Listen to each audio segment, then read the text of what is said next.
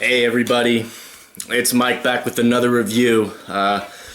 Today we have a great one. Maybe one of my favorite hard rock albums of all time. We got Ritchie Blackmore's Rainbow from 1975. This album's awesome. Little background about Rainbow. Basically, this band is the Dio-led Elf that disbanded after Blackmore left Deep Purple after being disenfranchised with their sound around probably right 74 after Stormbringer. And he basically went in and found Dio and found Elf and said, let's make a sick album. And they made a sick album. This album is awesome. It might be my favorite Rainbow album, just point blank. I think Rising is their masterpiece, but this album has a couple songs on it that really give me that aesthetic that made me fall in love with Rainbow to begin with. So it's basically, you know, one of those albums that helped invent glam metal, fantasy tinged metal. What can you expect from an album like this? I mean, but great guitar work. And I'm almost 2 minutes in and I haven't even mentioned Ronnie James Dio here. This is his big break. You know, Rainbow never got as huge as Deep Purple or Sabbath. But Rainbow is one of those bands where their niche, their sound is just right there for the sweet spot for me. So, yeah, this album's awesome. So let's get into the personnel here. Of course, we have Ritchie Blackmore. This is Blackmore's band, and it's advertised that way. Probably really to, you know, sell records. And this album really never did too well, I don't think. You know, Rainbow kind of at the beginning there, they were going for their own sound, and then later on with albums, I think they went for more commercial sound to sell records. But frankly, I enjoy these first few albums the most. Maybe with an exception of Down to Earth, which could honestly be their best album, but no deal on that. So let's get into it. Of course, we have Blackmore on guitars. He's also the primary songwriter here. And like I said, we have Ronnie James Dio. Dio, what is there to say? He's one of the best vocalists of all time. I mean, iconic pipes on that guy. Rest in peace. But wow. This album has some great Dio moments for sure. I think it's not my favorite Dio album. I think, you know, there's other albums that could take that cake, maybe like his debut, Heaven and Hell, Mob Rules. Dio with Sabbath is... I almost like Dio with Sabbath more than Rainbow, but with Rising, it's hard. So beyond that, we got Gary Driscoll on percussion here. We got Craig Grober on bass, and Mickey Lee Soul on keys. So... yeah, it's produced by Martin Birch and Blackmore and Dio, I believe. And of course, Martin Birch is a legendary hard rock heavy metal producer. So let's get into it. This album's awesome. So it's just a medieval, sublime, great sounding album. But it's honestly, it's the acoustic and, you know, more mellow tunes on this that really make it maybe my favorite Rainbow album. So let's get it started. And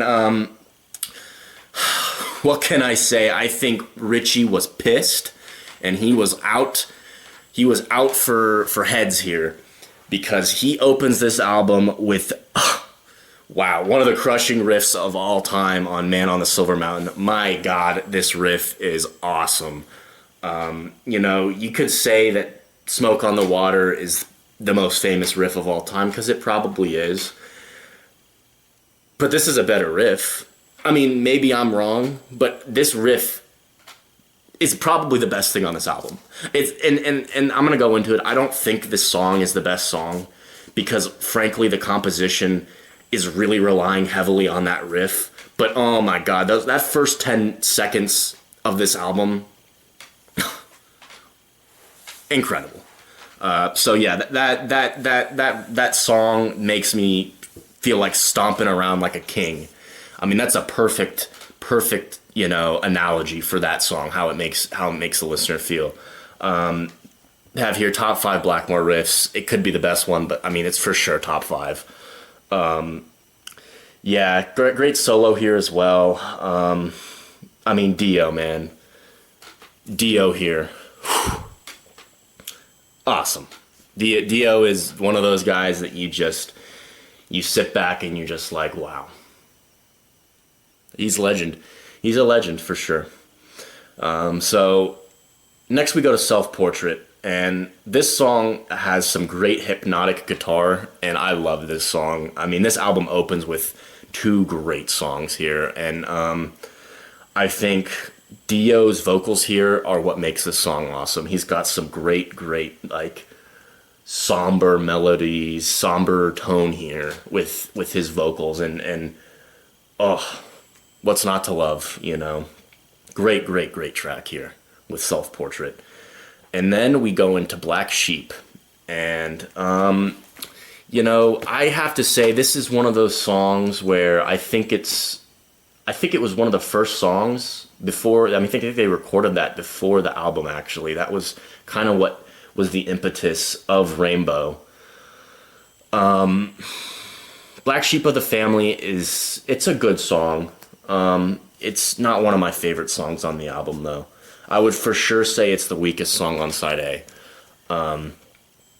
It's great though. I mean, it is good.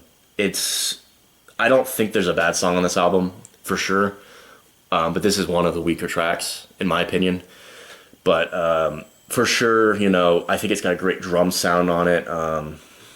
Like a lot of these, it's unfortunate that I think Gary Driscoll gets here overshadowed by Cozy Powell, who would be added to the band in the next album, because it's fucking Cozy Powell. But besides that, can't complain with Black Sheep. It's a good song, it's a good one. But what follows, I'm just gonna come out and say it is the masterpiece of the album. It's Catch the Rainbow. I mean, this is the best song on the album. I have to say it's one of those songs where you're just like, wow. All of the elements are put together perfectly. The Dio vocals, the spacey, airy guitar by Blackmore here is so cathartic and so good. And then the solo is just the end of this song, maybe the best part of the album. It just feels like you're going into a trance with the vocals and the guitar tone. Oh, gosh, Catch the Rainbow is probably maybe one of the best Rainbow songs. I'd put it in top 5. Probably right behind there, Stargazer and, Light in the Black. But Catch the Rainbow is awesome. It's one of those songs that makes this album. So for sure, I'll just say it's probably my favorite song on the album. And yeah, that's side A. So let's get right to side B with Snake Charmer, and it's a great bouncy Blackmore song. Great bouncy riffs here, and guitar work. I love it. I mean, this is a great deep cut. It's done well. It sounds awesome, and it's a great opener to side B. Vocals are awesome here. Not really much else to say. She'll harm you, I guess. So, and then Temple and the King, or the Temple of the King, excuse me. This song, perfect epitomization of why I love Rainbow. This is maybe my favorite song on the album. I mean, Catch the Rainbow, I have to give it into it, but Temple of the King. Oh my God, that melody is so awesome. That melody is so awesome, and how it's just blended perfectly. it probably is my favorite song. I don't know if I like it more than Catch the Rainbow, but it's just this song is why I love Rainbow. I mean, they blend this medieval fantasy tinged sound with just great hard rock. And this is maybe the most mellow song on the album, but it gives you that feel, that Piper, or what's the word I'm looking for? The lute strumming jester or whatever. I'm blanking on the term. It's just awesome. Awesome. Like, this album is just awesome. So yeah, Temple and the King is awesome, and then we go into a pastiche kind of classic rock, 50s tinged rocker called If You Don't Like Rock and Roll. And I gotta say, the piano here by La Soul saves it for me, because I have this peeve with rock songs that are so redundant and on the nose here. Like, it's already a rock song, and now you're talking about if you don't like rock and roll. It's so on the nose almost that it's like, yeah, if you don't like rock and roll, it is too late now. It's 1975, which, is true, but I mean, what are you gonna say? It's just a good rocker. I mean, they're filling in the boxes here. But like I said, the piano is what saves this song for me. It's a great piano song. And then we got 16th Century Greensleeves, and I think this song just sounds like Into the Fire in rock. Besides that, I don't think it's as good as that song. Good drum sound, but it's just probably one of my weaker tracks, in my opinion. Dio shines here, but besides that, I don't know. Side B is tough because it has the Temple of the King, and I think the front side of this album is very front loaded. Whereas there's only one song on the front I don't really like. I think there's only really one song on the back that I do like, and that's Temple of the King. Snake Charmer is great. I do like every song on here, and then we get to Greensleeves, and it's just kind of, it seems redundant, but it's a good song. It's not bad. And then we have Still I'm Sad, and this is a cover of a Yardbirds tune. It's an instrumental, and this is awesome. I would say I like this more than Snake Charmer, probably, just because it's just a great jam. Sounds like In the Jungle, the classical tune, a classical lion tune about the lion sleeping tonight. I don't know, maybe that's the Yardbirds. I have to go back and listen to the Yardbirds tune. Maybe that's where they ripped that, but that's what I thought from the beginning. I've heard this, but the drum sounds like Pace on You Feel No One, which is a compliment, because that drum sound is awesome. So this is a great jam. This is a great instrumental. So yeah, that's the track listing. For 1975, I mean, where does this compare to like Deep Purple? Obviously, is like the best comparison. It's hard because I like Dio more than Gillan, but I think the guitar work on this album doesn't come close to In Rock or Machine Head, especially. Really, what this album is for the folky medieval tones and aesthetics, and it's done very well.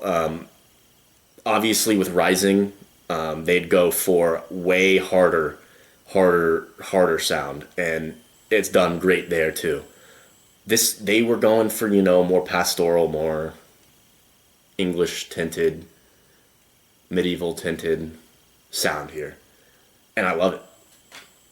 Simple put, it's medieval sublime rock. I don't know. I'd maybe give it an 8. I think it's an 8.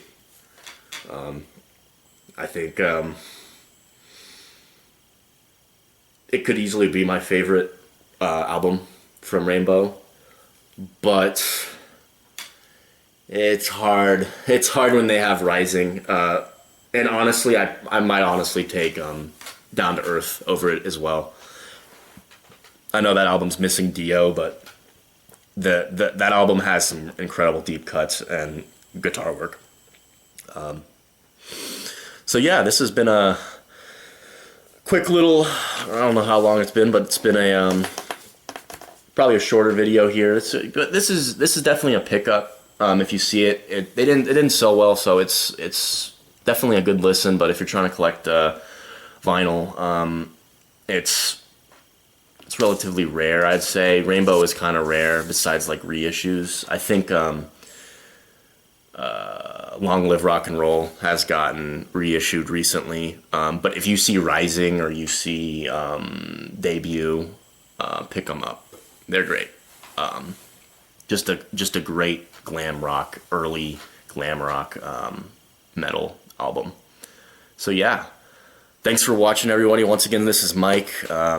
Thanks for tuning in. More reviews coming soon, of course. I'm just knocking these down. I just, have a lot of records that I have kind of on the back burner right now, I'm thinking. So look forward to some rap and some deep prog coming soon. But of course, album like this is straight up my niche. Just awesome. And it's got Dio, it's got Blackmore. Dio and Blackmore. What's not to love there? So thanks for watching, everybody, and I hope you have a great day. Thank you.